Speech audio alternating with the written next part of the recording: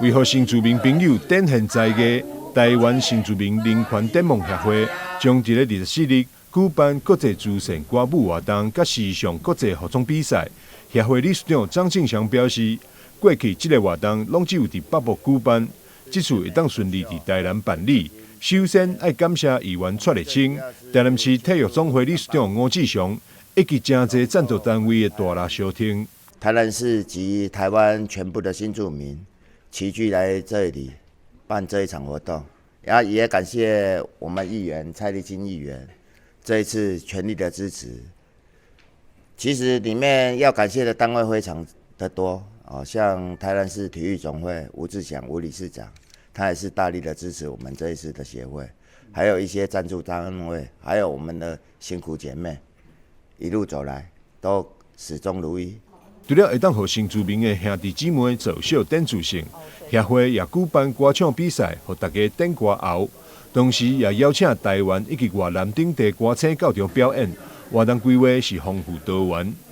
活动就是有4个国家，就是印尼、越南，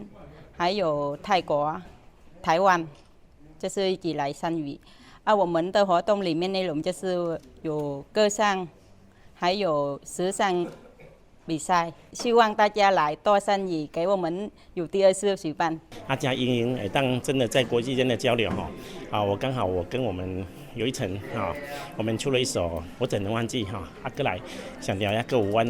有会有唱片推出了连续的5首歌，这一次会有3首歌在这个部分，所以很高兴能够在国际间我们也能够做互相的交流，跟在这样的一个部分那希望说真的在跟我们这些新住民的交流，将来能够更扩大。出席记者会议长曲丽丽表示，台湾是一个多元化的国家，透过活动，合族群更加融合，嘛当为后一代挹注多元文化实力。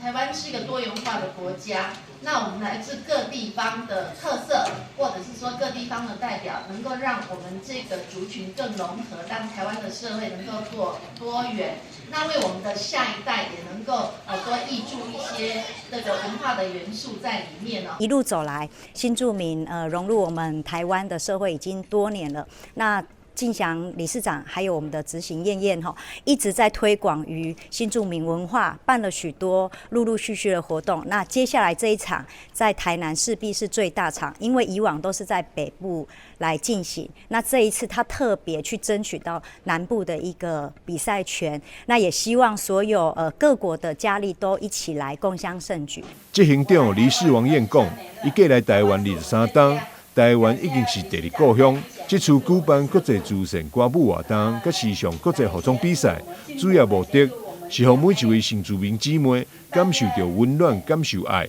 也希望透过活动聚集做伙，感受到更加侪温暖。